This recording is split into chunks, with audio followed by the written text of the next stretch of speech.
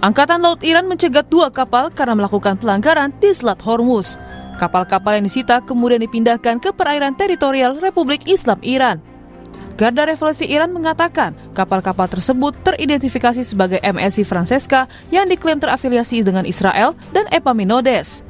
Video yang dirilis Angkatan Laut Iran memperlihatkan pasukan bersenjata dengan penutup wajah dan mengenakan seragam memasuki kapal. Dalam keterangan yang dibacakan penyiar televisi pemerintah Iran, penangkapan kapal merupakan respons setelah Amerika Serikat sebelumnya menyita 2 kapal Iran saat pembicaraan gencatan senjata akan berlangsung di Islamabad. Angkatan Laut Iran menegaskan setiap tindakan yang mengganggu penerapan peraturan di Selat Hormuz akan menghadapi tindakan tegas dan sesuai hukum. نیروی دریایی سپاه از توقیف 2 کشتی متخلف در تنگه هرمز خبر داد. نیروی دریایی سپاه پاسداران در راستای کنترل هوشمند تنگه هرمز امروز صبح 2 فروند کشتی متخلف به نامهای MSC فرانچسکا متعلق به رژیم صهیونیستی و شناور متخلف اپامینودس که بدون مجوز و با انجام تخلف‌های مکرر و دستکاری در سامانه‌های کمک ناوبری و به مخاطره انداختن امنیت دریانوردی قصد خروج مخفیانه از تنگه هرمز را داشتند. Penyitaan ini terjadi di tengah buntunya pembicaraan damai di Pakistan yang belum menunjukkan kemajuan. Iran menilai kurangnya itikat baik Amerika dalam negosiasi dan blokade yang dilakukan Amerika di Selat Hormuz menghambat negosiasi.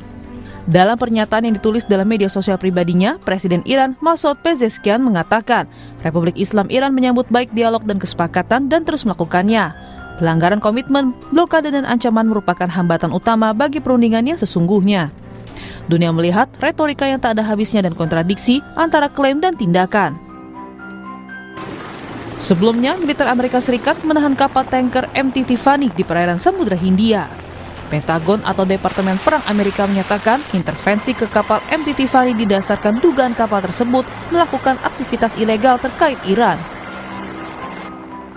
Guna melindungi kebebasan navigasi di Selat Hormuz, Inggris dan Prancis akan mengadakan pertemuan dengan para perencana militer dari sedikitnya 40 negara yang dimulai pada Rabu 22 April 2026. Dalam pertemuan ini, mereka akan membahas strategi misi pembukaan kembali Selat Hormuz dan menyusun rencana terperinci untuk melindungi kebebasan navigasi di perairan itu. Presiden Prancis Emmanuel Macron mengatakan bahwa Prancis dan negara-negara Eropa akan berupaya untuk mengembalikan perdamaian di Timur Tengah dengan fokus pada pemulihan kebebasan navigasi di Selat Hormuz. Et nous œuvrons au retour de la paix avec, je dirais, 2 questions qui sont importantes pour nos 2 pays, sur lesquelles nous avons beaucoup fait ensemble. La première, c'est celle de la liberté de navigation et tout le travail qui a été fait pour la réouverture pacifique d'Ormuz. Votre pays était aux côtés du Royaume-Uni et de la France parmi les 49 nations qui se sont réunies la semaine dernière pour justement bâtir ce cadre de coopération pacifique et de permettre de construire le cadre d'une réouverture dans la durée d'Ormuz, diplomatique, militaire, mais aussi technique et financière pour assurer la reprise du trafic ô combien importante pour le commerce international, nos économies, le prix du gaz et du pétrole. Tanda-tanda perdamaian Amerika Serikat dan Iran belum nampak. Alih-alih duduk di meja perundingan melanjutkan negosiasi yang sempat buntu, kini kedua negara itu justru saling kunci di Selat Hormuz yang merupakan salah satu urat nadi distribusi minyak dunia.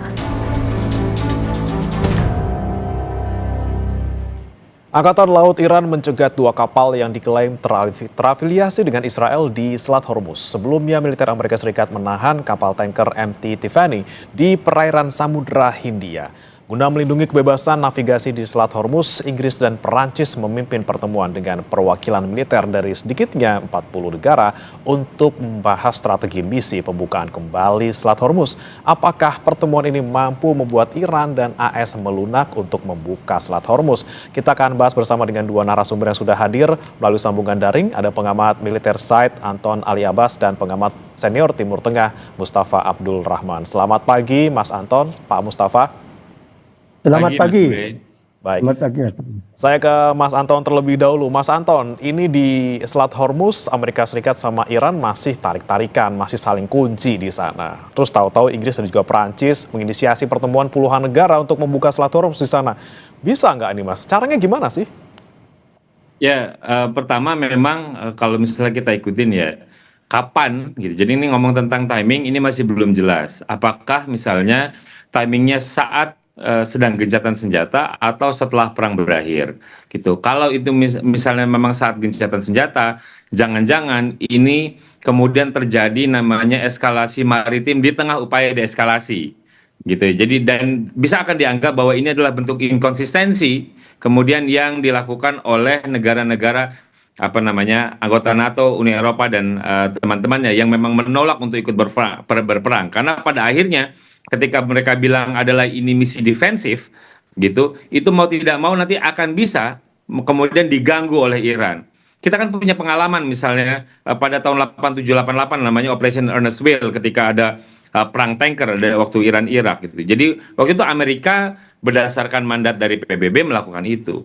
Tapi kan kenyataannya itu akan potensi untuk kemudian memicu perang gitu. Jadi sebenarnya ada kompleksitas ketika misalnya koalisi ini itu ingin melakukan operasi militer defensif, mereka selalu bilang operasi militer defensif dalam rangka mengamankan. Karena apa? Karena ketika kita bicara tentang perang ranjau, ini akan rumit, ini akan vulnerable, time consuming, lalu juga membutuhkan aset yang banyak. Saya malah nggak yakin gitu. Jadi kemudian bahwa semua yang kemarin yang bertemu gitu ya kan undangannya 51 negara itu akan mau mengirimkan. Jadi memang ada beberapa yang sudah komit, ada beberapa yang akan mengirimkan kapal-kapal penyapu ranjau gitu. Bahkan Inggris itu menurunkan penyelam gitu. Jadi tapi bagi saya ini rumit karena apa? Nanti itu membutuhkan waktu. Gitu. Waktunya akan menjadi krusial. Kalau ini menunggu nantinya itu kapan? Karena perangnya juga belum tentu berakhir nih. Ini yang kemudian bagi saya kemudian ambigu. Jauh sebenarnya lebih baik kalau koalisi ini lebih mengedepankan upaya diplomatik, bagaimana membuka hubungan apa yang sebenarnya dilakukan Korsel dengan mengunjungi, berdialog, bernegosiasi dengan Iran secara langsung, itu kelihatannya jauh lebih visible ketimbang ini menyiapkan sebuah opsi operasi militer yang jangan-jangan kemudian nanti mereka terjebak dalam pertarungan antara Iran dengan mereka sendiri. Itu Mas Bre. Tapi kalau misalnya niat mereka dari awal pengennya defensif, tapi kemudian kemungkinan menjadi ofensif, itu seperti apa Mas Anton? Melihat mungkin kekuatan dengan Iran dengan kapal-kapalnya dan juga Amerika Serikat juga masih kekeh gitu, nggak mau buka blokade di sana. Ya, itu tadi. Maka saya bilang ini nanti jadi mereka jadi kemakan omongannya sendiri, nggak ikut berperang, ternyata berperang. Karena sekalipun operasi defensif, ini operasi defensif macam apa? Apakah ketika mereka diserang, itu hanya kemudian memukul mundur, atau kemudian melakukan retaliasi? Itu kan dulu Operation Earnest Will, itu namanya ada Operation Praying Mantis gitu. Jadi ketika mereka diserang dengan ranjau, kemudian mereka melakukan penyerangan balik ke instalasi minyaknya Iran. Apakah itu yang ingin dilakukan? Kalau itu dilakukan artinya mereka membuka front sendiri dan itu kan sebenarnya yang diharapkan oleh Amerika Serikat. Gitu. Jadi ini yang menjadi rumit adalah ketika kita bicara tentang pengamanan Selat Hormuz, tapi mereka hanya menekan Iran, tidak menekan Amerika Serikat. Padahal apa yang dilakukan oleh Iran adalah sebagai respon dari apa yang dilakukan oleh Amerika Serikat. Ini yang kan menjadi ambigu. Ini kok sikapnya hanya mengecam Iran, tapi tidak mau mengecam Amerika Serikat. Padahal itu kan itu sebenarnya tic-tac gitu. Jadi Iran melakukan blokade itu mengganggu perairan maritim itu kan karena mereka diganggu oleh Amerika Serikat di Samudra Hindia gitu. Jadi ini kan tapi mereka fokus hanya untuk menekan Iran, membuka gitu. Jadi seakan-akan bahwa Iran harus menyerah tanpa syarat kemudian dipaksa untuk itu, dan itu hal yang tidak mau dilakukan oleh Iran. Kalau ingin membahas Selat Hormuz, mari kita duduk berdiplomasi, bernegosiasi. Itu kan sebenarnya diharapkan oleh Iran. Tapi dengan menggunakan kekuatan militer gitu tanpa ada memberikan opsi apapun pada Iran, ini justru akan menciptakan resistensi yang lebih pada Iran. Jangan sampai justru nanti akan backfire bahwa Iran kemudian melabeli semua kapal-kapal yang berasal dari 51 negara itu kemudian dilarang, itu akan menjadi eskalasi tersendiri. Makanya tadi saya bilang kalau misalnya itu timingnya adalah sekarang, jangan-jangan ini mereka lagi ingin menciptakan eskalasi maritim di tengah upaya deeskalasi, Mas Bre. Oke, kalau menurut Pak Mustafa, betulkah ataupun setuju dengan pandangan Mas Anton bahwa ini bisa memicu eskalasi yang lebih besar justru? Ya, benar.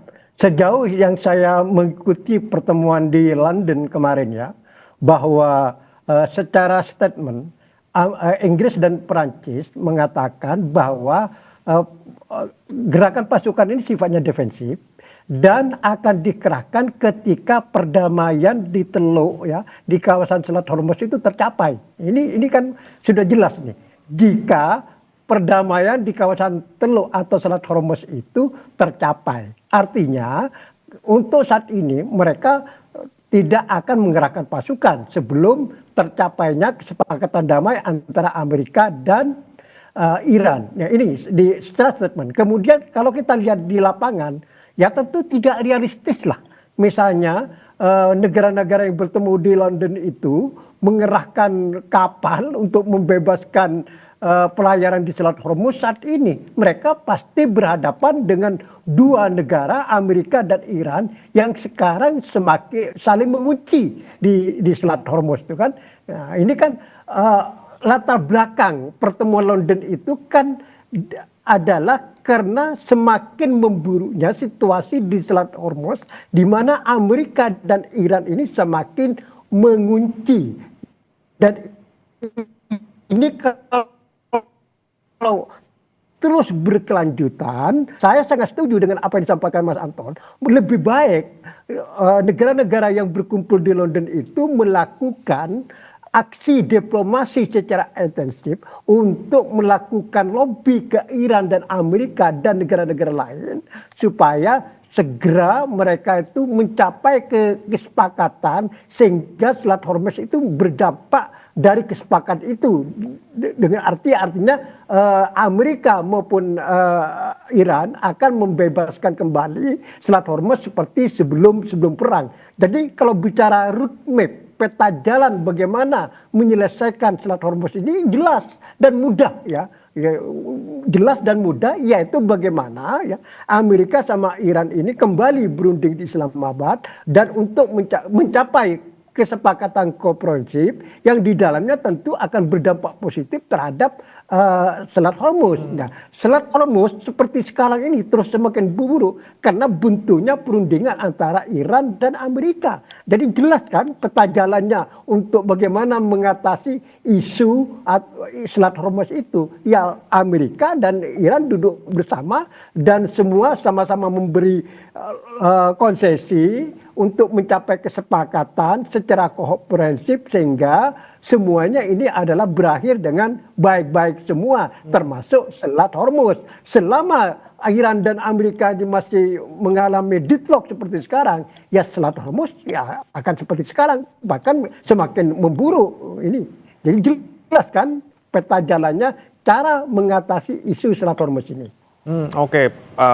Intinya ya berdua harus ketemu gitu ya, dan salah satunya nanti akan menyepakati soal Selat Hormuz. Tapi ngomongin lagi soal Selat Hormuz, Mas Anton, ini antara Iran dan juga Amerika Serikat masih saling sita kapal yang lewat Selat Hormuz. Kalau menurut Anda melihat perkembangan terkini gitu ya, apa yang terjadi di sana gitu, siapa sih yang masih lebih kuat pengaruhnya di sana? Kalau bicara siapa yang mengontrol Selat Hormuz, namanya Iran, gitu ya. Kenapa? Karena Amerika itu melakukan blokade tandingan dalam hal ini, itu kan jauh, tidak di Selat Hormuz, tapi berada di wilayah Laut Arab dan juga Samudra Hindia, gitu. Jadi kalau misalnya Amerika berani sebenarnya melakukan anti blokade, membuka blokade, tentu saja mereka akan menyiapkan pasukannya dan juga kapal-kapalnya kan ke arah Selat Hormuz, tapi kan kenyataannya tidak, gitu. Itu satu. Jadi kalau misalnya tanya siapa yang melakukan kontrol secara efektif per hari ini, itu namanya adalah Iran. Iran kemudian yang mengontrol siapa yang boleh lewat, siapa yang tidak boleh lewat, gitu. Jadi walaupun misalnya Amerika mencoba menapis gitu di bagian luar, bahwa dia mencoba mengontrol siapa yang boleh dan keluar masuk, itu hanya yang berbendera Iran atau yang terafiliasi sama Iran. Sementara kalau Iran itu mereka bisa menyortir siapa yang boleh lewat. Jadi bagi saya kemudian siapa yang mengontrol Selat Hormuz itu adalah Iran. Ini kan sebenarnya yang dari awal tidak ingin terjadi, Mas. Kenapa? Karena kemudian disrupsi maritim kemudian tidak bisa dihindari, gitu. Jadi apalagi kemudian mereka menebar ranjau dan lain-lain. Dan ini yang tentu saja bagi saya menjadi mengkhawatirkan ketika kemudian para pihak yang bertikai tidak mau untuk berunding. Kenapa saya bilang tidak mau untuk berunding? Karena kemudian masing-masing mencoba berpegang pada posisinya. Jadi tidak mau untuk duduk kemudian membuka diri, gitu. Itu yang kemudian apa namanya yang terjadi, apalagi kemudian ketika kita bicara tentang deadline yang tanpa batas waktu ini kan jadi open ended ceasefire gitu ya, jadi entah kapan berhentinya gitu kita nggak tahu, jadi ini yang kemudian menjadi pelik, Mas Bray. Oke, nah kalau menurut Pak Mustafa, ini kan masing-masing masih kekeh dengan pendirian masing-masing, tidak mau mengalah gitu ya. Amerika Serikat tidak mau buka blokade, dan Iran juga tidak akan mau berunding kalau tidak buka blokade Amerika Serikat. Kemudian sampai kapan ini Pak, kalau gencatan senjata ini tidak ada batas waktunya, sampai kapankah mereka ini akan terus berseteru? Apakah kita menunggu kedua pihak sama-sama lelah, sama-sama capek, habis power untuk bisa tahan dengan keinginan masing-masing, atau apa yang kemudian mendorong mereka untuk kembali ke meja perundingan? Ya, ini kan kalau saya sebutkan, ini kan perang udara beralih ke Selat Hormuz, perang laut sekarang gitu kan, itulah. Ini lebih bahaya, lebih serius dan lebih dampaknya ke global. Ini lebih dahsyat ya. Ini kalau terus berlanjut ya. Memang kalau ini kedua pihak antara Iran dan Amerika tidak mengalah, ya akan ditelok terus ya. Namun dalam waktu yang sama atau meskipun demikian, ada upaya dari Pakistan ya sebagai mediator untuk menjembatani perbedaan pendapat yang masih mendalam antara Amerika dan Iran ya. Jadi ada upaya Pakistan ya yang tidak berhenti walaupun secara resmi antara Amerika dan Iran belum berunding lagi di Islamabad ya. Namun Pakistan masih terus melakukan komunikasi kepada kedua pihak Amerika dan Iran dan juga negara-negara lain untuk mencari titik temu. Salah satu misalnya untuk bisa cair situasi ini, Pakistan mengusulkan pada Amerika supaya membebaskan awak kapal Tuska milik Iran ya yang ditahan oleh Amerika sekarang ya, ini supaya dibebaskan. Ini permintaan Pakistan supaya barangkali ya jika Amerika itu mengabulkan permintaan Pakistan itu bisa membantu mencairkan ya situasi deadlock di Selat Hormuz. Ini cuma salah satu upaya, belum tentu ini Iran bisa menerima ya. Mungkin Iran minta kapalnya dibebaskan gitu kan, dan Amerika mencabut blokade secara keseluruhan. Ini tuntutan Iran sampai sekarang ya. Tapi di tengah kedua pihak masih saling berkeras ya Pakistan kita patut acungan jempol lah. Masih ada upaya untuk terus mencari jalan tengah. Artinya diplomasi itu tidak diblok walaupun perundingan itu belum bisa dimulai sampai sekarang. Komunikasi antara semua pihak yang dipimpin oleh Pakistan, apa yang dilakukan Pakistan ini segera membuahkan hasil, segera bisa membujuk Amerika dan Iran dengan masing-masing memberi konsesi sehingga dimulai lagi perundingan Islamabad. Oke, baik. Kita masih menunggu gitu ya kapan kira-kira negosiasi ini akan terwujud. Tapi kuncinya, apakah saya ke Mas Anton, apakah kuncinya sebenarnya ya udah Amerika Serikat buka aja blokadenya sementara untuk bisa membuka meja perundingan paling tidak? Apakah itu salah satu ataupun satu-satunya kunci yang bisa nanti membujuk Iran untuk bisa masuk ke negosiasi, Mas Anton? Ya, bagi Iran kan sebenarnya kalau bagi Iran itu pihak Iran merasa bolanya itu sekarang ada di Amerika Serikat. Satu, jika ingin duduk ke meja perundingan, mereka ingin blokade Selat Hormuz itu dibuka. Gitu. Itu satu, itu sebagai prasyarat. Yang kedua, kalau ingin kita apa butir-butir pembicaraannya seperti yang dulu pernah disampaikan oleh Trump di media sosialnya bahwa 10 poin itu walkable basis, maka 10 poin saja kita diskusikan tanpa ada yang lain-lain gitu. Jadi bagi Iran dua hal itu dulu. Kenapa? Sebenarnya bagi Iran kunci yang paling pertama adalah bagaimana membangun trust yang dilakukan oleh Amerika Serikat kepada Iran. Kenapa itu? Karena kan mereka selalu berulang kali kami itu sedang berunding kemudian diserang gitu. Jadi ini trustnya itu udah sampai ke titik nol gitu. Jadi dan itu bahkan disampaikan juga kepada Wapres Vance ketika perundingan pertama gitu. Tugas Anda pertama adalah membangun trust kepada kami karena kami sangat tidak percaya pada Anda. Kita datang di sini sama-sama dan itikat baik untuk berdamai, tapi saya tidak percaya sama Anda dan itu kan menjadi problem gitu. Ditambah kemudian yang dilakukan oleh oleh Trump adalah membuat blokade gitu. Jadi apalagi kemudian ada penyitaan dan lain-lain gitu. Ini yang kemudian menjadi pelik. Bagi saya memang kuncinya itu tuh. Tapi ketika mereka bersikeras ini, saya ingin menanggapi yang tadi. Ini jangan-jangan mereka lagi mencoba siapa yang tahan ketika terus-menerus eskalasi gitu. Jadi karena semakin lama ini apa namanya? Dengan adanya blokade ini dari sisi Amerika Serikat kan cost-nya satu harian yang menjadi besar, lalu ada tekanan di harga minyak domestiknya Amerika Serikat. Sementara di Iran ini kan soal oil production yang harus bergulir terus gitu. Ini kan sama-sama siapa yang akan kuat tekanan. Tapi saya akan curiga bahwa Iran akan terus-menerus akan meningkatkan tekanan gitu. Sehingga kemudian tidak ada pilihan bagi Amerika untuk mau tidak mau kemudian membuka Selat Hormuz. Tapi kalau tekanan itu yang dilakukan oleh Iran ini menjadi bahaya. Kenapa? Iran sudah membuka sinyal misalnya akan mengganggu misalnya kabel bawah laut, dan itu kan jauh lebih bahaya, damage-nya akan jauh lebih banyak, lebih susah untuk dipulihkan gitu. Jadi bagi saya kemudian bolanya memang ada di Amerika Serikat. Tanggung jawab Amerika Serikat adalah bagaimana membangun kepercayaan gitu kepada Iran, itu satu. Kedua, memperjelas ini.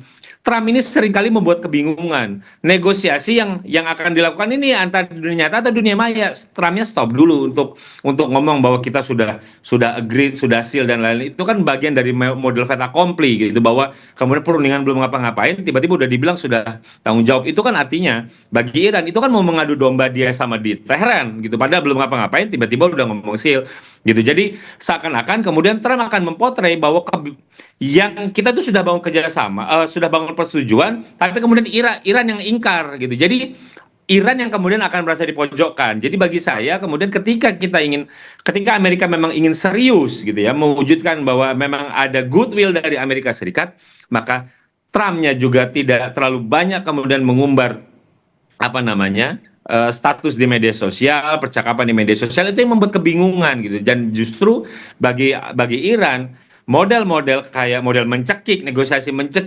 memukul itu tidak akan mempan gitu. Jadi mereka justru tidak mau.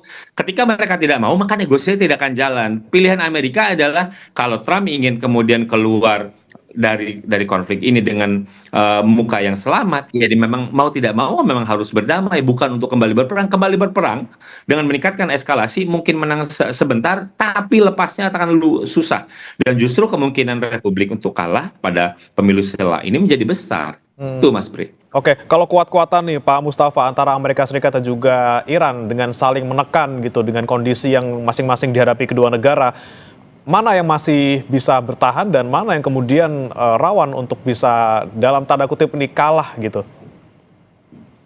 Ya, belum bagaimana gambarannya ya.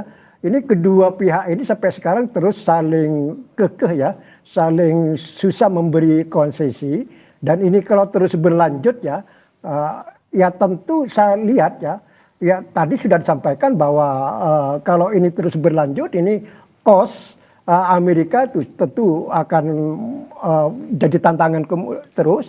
Kemudian juga Amerika tentu akan terus mendapat tekanan ya dari masyarakat internasional, termasuk pertemuan London kemarin. Jadi seharusnya pertemuan London itu yang pertama sebelum berbicara tentang aksi militer, dia harus melancarkan semacam gerakan diplomasi untuk menekan Amerika khususnya supaya mencabut blokade walaupun hanya sementara misalnya. Ya, ini dalam upaya untuk menyelamatkan muka Trump ya. Katakanlah ya sementara aja selama perundingan di Islamabad dimulai, Trump mencabut atau misalnya meringankan lah. Pakai bahasa gimana caranya supaya ini sama-sama enak ya, apa meringankan atau niat baik sementara atau gimana, cari polanya dulu ini. Dan ini sekarang diharapkan ini Pakistan nih. Pakistan ini tidak diam loh, ini bergerak terus karena dia merasa punya tanggung jawab ya, dan dia sudah dinumatkan sebagai mediator, dan semua masyarakat internasional berharap sangat pada Pakistan ya untuk bisa mencari titik temu antara Iran dan Amerika yang masih berat ini. Jadi sekarang tinggal cari pola atau bahasa ya yang enak dari semua pihak, sehingga kedua pihak ini antara Iran dan Amerika berunding lagi di Islamabad, dan ini kunci untuk menyelesaikan semuanya, termasuk Selat Hormuz. Jadi kalau berbicara Selat Hormuz, kuncinya itu ada di Washington DC, bukan di London, itu kan.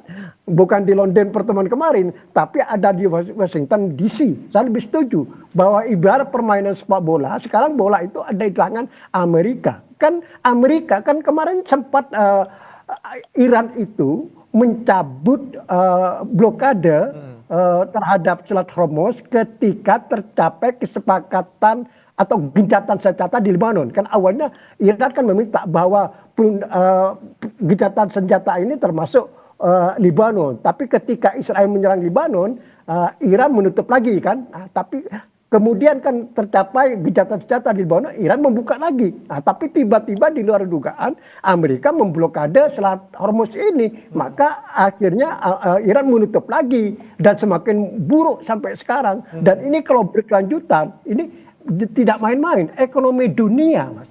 Ekonomi dunia 20% ya pasokan logistik lewat Selat Hormuz. Itu energi ya, belum fertilizer, pupuk. Ini ternyata Eropa itu mengimpor 13% kebutuhan pupuknya dari negara-negara Arab Teluk, dari Saudi, dari Uni Emirat, dari Qatar ya. Dengan adanya isu Selat Hormuz ini, maka mengungkap bahwa ternyata produksi atau industri pupuk di negara-negara Arab Teluk ini cukup maju. Eropa banyak membeli ke mereka dan ini sekarang terstop semua. Belum sebaliknya ya, kebutuhan logistik negara-negara Arab Teluk ya termasuk Iran itu semuanya lewat Selat Hormuz. Jadi tidak membayangkan saya kalau ini terus berkelanjutan, ini lumpuh semua. Tidak hanya dunia, negara-negara Arab Teluk ini gimana pengadaan logistiknya, dia bertahan sampai berapa bulan gitu, sampai berapa ini jadi pertanyaannya bukan hanya siapa yang bertahan antara Amerika dan Iran, ini sebetulnya meluas sampai mana kebertahanan Arab Saudi, Qatar, Kuwait, Bahrain, Uni Emirat ya, untuk dia belum tidak bisa mengimpor sementara kebutuhan logistik sehari-harinya di negara tersebut ini kan buntu semua, Mas. Jadi memang harus segera ada solusi Selat Hormuz ini dan kembali pada ibarat permainan sepak bola. Sekarang bola itu di tangan Washington. Cobalah Trump ini inilah sadarlah supaya terbuka hatinya bahwa dampak Selat Hormuz ini jauh lebih dahsyat daripada perang yang 6 minggu tadi itu, di mana Iran dapat gempuran yang dahsyat dari Amerika dan Iran. Selat Hormuz itu lebih dahsyat lagi, Mas. Ini karena dunia, ini menyangkut makan orang, perut, menyangkut perang perut dunia ini. Jadi ini paling bahaya dan ini mungkin paling buruk sejak Perang Dunia Kedua. Oke, bola ada di Amerika Serikat sebenarnya. Kemudian saya ke Mas Anton, jika bola ini ada di Amerika Serikat tapi tetap dia tidak mau melepas gitu ya blokade di Selat Hormuz, mungkin adakah cara lain misalnya mengoper bola ke Tiongkok untuk menekan Iran juga membuka Selat Hormuz, Mas? Ya, ini tadi saya bilang ketika tadi Pak Mustafa sudah mengingatkan bahwa nanti pressure-nya kan melebar gitu. Jadi ketika melebar, kalau misalnya ke Semenanjung Teluk, negara-negara Teluk juga terdampak. Kalau bagi Tiongkok kan Tiongkok nggak terlalu tidak terlalu banyak terdampak dari sini. Tapi negara-negara sekitar ada Asia Timur, misalnya ada Jepang, Korsel, lalu juga ada negara-negara Teluk. Apalagi kalau misalnya sampai blokade itu merembet ke Selat Bab el Mandeb yang di bagian bawahnya itu kan buat gangguannya jauh lebih besar gitu. Jadi memang kemudian mau tidak mau Amerika Serikat harus mencari cara. Apakah misalnya Pakistan saja cukup? Bagi saya sih belum cukup. Kenapa? Karena Pakistan kemudian misalnya itu kan bisa dianggap berat sebelah karena dia cuma hanya mempraise gitu ya. Mengucapkan terima kasih kepada misalnya pihak Amerika Serikat gitu yang sudah untuk extended unilateral ceasefire tanpa ada kemudian dia mempraise misalnya atau mencoba membujuk gitu ya, bermurah hati pujian kepada Iran misalnya, bagaimana kemudian ingin melunakkan Iran gitu. Tapi itu satu. Kedua, memang apakah kemudian misalnya untuk mencolek mencolek Cina atau mencolek Rusia, itu hal yang mungkin karena bagaimanapun juga kan yang membackup Iran selama ini adalah dua negara itu. Jadi dua negara itu memang bisa untuk kemudian diajak duduk berunding. Jadi ketika misalnya Irannya tidak mau, kemudian mereka diajak duduk berunding, bagaimana kemudian bisa membujuk Iran untuk duduk. Tapi kan problemnya, apakah Amerika Serikat Trump mau gitu. Trump kan memang punya rencana untuk kemudian bertemu sama Xi Jinping di pertengahan bulan Mei ini. Apakah kemudian dia ingin membuka mencari cara itu? Ya, itu adalah sah-sah saja. Bagi saya sih, untuk membuka percakapan dengan Cina itu adalah lebih cepat, jauh lebih baik. Karena apa? Karena tadi ini cost ini, kalau misalnya dia akan semakin tinggi, akan semakin sulit untuk dikendalikan. Jadi memang pilihannya adalah kalau misalnya sama Iran buntu gitu, apalagi kalau dan blokade, ya mau tidak mau memang dia harus berbicara dengan yang selama ini menopang Iran, adalah salah satunya ada Rusia atau Cina atau keduanya. Karena bagi saya kemudian bisa jadi yang melunakkan Iran adalah mereka berdua, karena bagi Iran yang dia pun butuh kepastian kan adalah ada assurance, ada jaminan. Siapa yang bisa menjamin bahwa nanti Amerika Serikat, Trump itu tidak melakukan serangan seperti ini lagi gitu. Jadi kan jaminan itu bisa saja kemudian diberikan oleh Trump kepada negara-negara yang selama ini menyokong Iran, entah itu Cina atau Rusia. Masalahnya mau nggak Amerika untuk melakukan itu, bernegosiasi yang juga tidak langsung, karena toh dengan Pakistan juga kan sebenarnya negosiasinya juga tidak langsung, mereka tidak langsung berhadap-hadapan, tapi dengan messenger yang namanya Pakistan. Jadi bisa saja kemudian messengernya diubah, entah itu nanti dengan Cina atau dengan Rusia, atau Rusia misalnya sudah diberikan oleh Trump dengan mencabut sebagian sanksi embargo untuk minyak misalnya. Nah ini bagaimana gitu. Jadi bagi saya memang salah satu back channel yang lain yang juga bisa dimanfaatkan tentu saja adalah siapa yang selama ini menopang Iran, namanya tentu adalah Cina dan Rusia. Problemnya lah, mau nggak Amerika Serikat misalnya nanti dalam kunjungan yang kemudian dipercepat, kemudian dia membuka opsi itu untuk perdamaian, bagaimana menegosiasikan 10 itu lalu dengan Cina dengan dengan atau dengan Rusia, walaupun ada tentu saja nanti akan ada bunga-bunga kompensasi apa yang mereka dapatkan, itu adalah bagian dari kemudian dari negosiasi, bagian dari bunga yang akan bisa diambil oleh seorang messenger gitu. Itulah kan pilihan. Tapi bagi saya adalah salah satu channel lain kalau memang kita ingin memperkaya, tidak hanya terpaku pada Pakistan misalnya, ya tentu saja adalah pilihannya adalah kepada Rusia atau kepada Cina, karena mereka lah selama ini yang didengarkan oleh Iran. Jadi belum tentu, tapi yang didengarkan oleh Iran, dan Iran tentu saja yang selama ini juga ngerasa banyak dibantu ketika Iran yang lebih dari 40 tahun mendapat sanksi, ya dua negara besar itulah yang banyak membantu Iran gitu. Jadi bagi saya memperkaya channel-channel untuk membangun perdamaian itu menjadi kunci gitu. Ya, itu pilihan. Amerika toh sudah pernah melakukan komunikasi. Jadi Trump sudah pernah melakukan komunikasi dengan Putin. Why not dengan Cina? Kenapa enggak untuk kemudian percakapan itu kemudian lebih diinstitusionalisasi dan lebih diperkaya dan lebih diperkuat. Bagi saya itu pilihan-pilihan yang rasional, Mas Bre. Oke, nah kalau menurut Pak Mustafa bagaimana Pak? Ini dengan Pakistan sebagai mediator sepertinya kok belum menunjukkan progres gitu ya. Apakah tadi kita perlu ngajak juga Rusia dan juga Tiongkok untuk berunding dengan Amerika Serikat? Apakah ini bisa menjadi jalan keluar atau justru semakin rumit nanti? Karena tentunya tadi kata Pak Anton juga banyak syarat-syarat lain ya pasti yang akan mengikuti gitu. Ya tentu, bagaimanapun sekarang Pakistan itu sebagai mediator inti ya. Jika ada negara lain, apalagi sekelas Cina dan Rusia yang punya hubungan sangat baik dengan Iran ya, ikut terlibat baik langsung maupun tidak langsung, ya tentu ini positif. Sekarang itu kita cari siapalah sekarang yang bisa mencairkan situasi deadlock di Selat Hormuz ini. Siapa? Kita Eropa, Cina, silakan.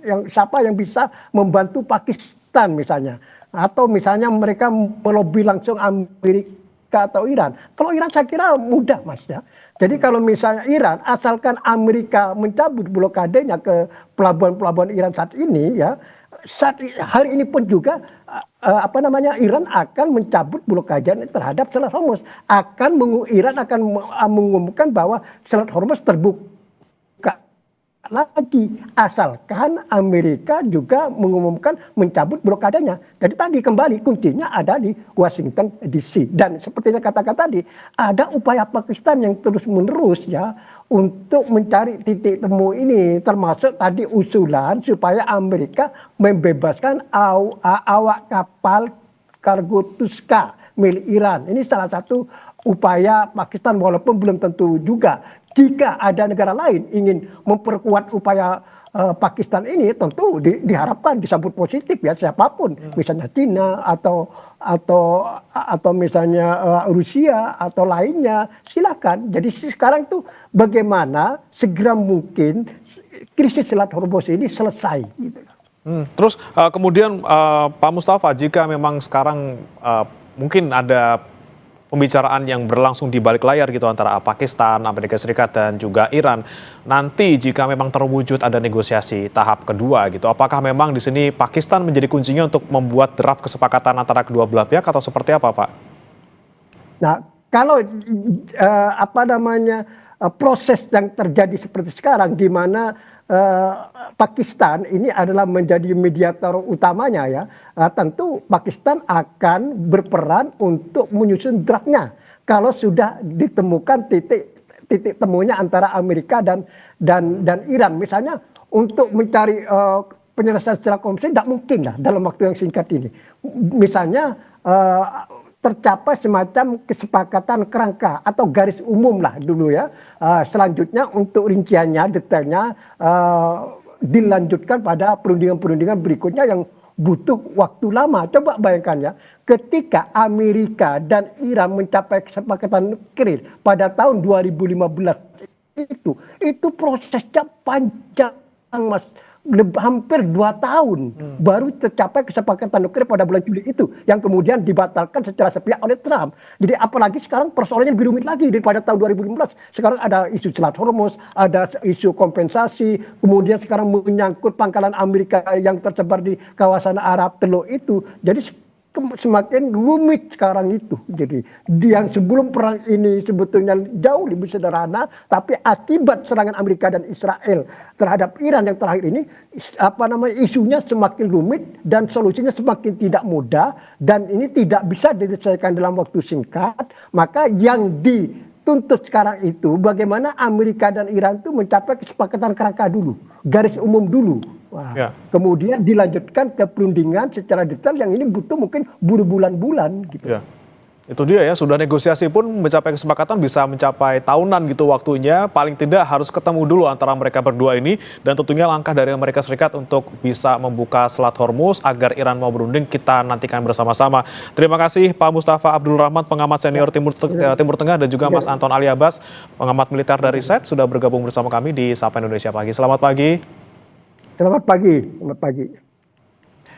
Saudara, jangan beranjak, Sapa Indonesia Pagi masih akan kembali dengan informasi lainnya. Menteri Luar Negeri Sugiono menyatakan Indonesia mengecam keras tindakan pasukan Israel yang mengibarkan spanduk bertuliskan Rising Lion di atas reruntuhan rumah sakit Indonesia di Gaza, Palestina.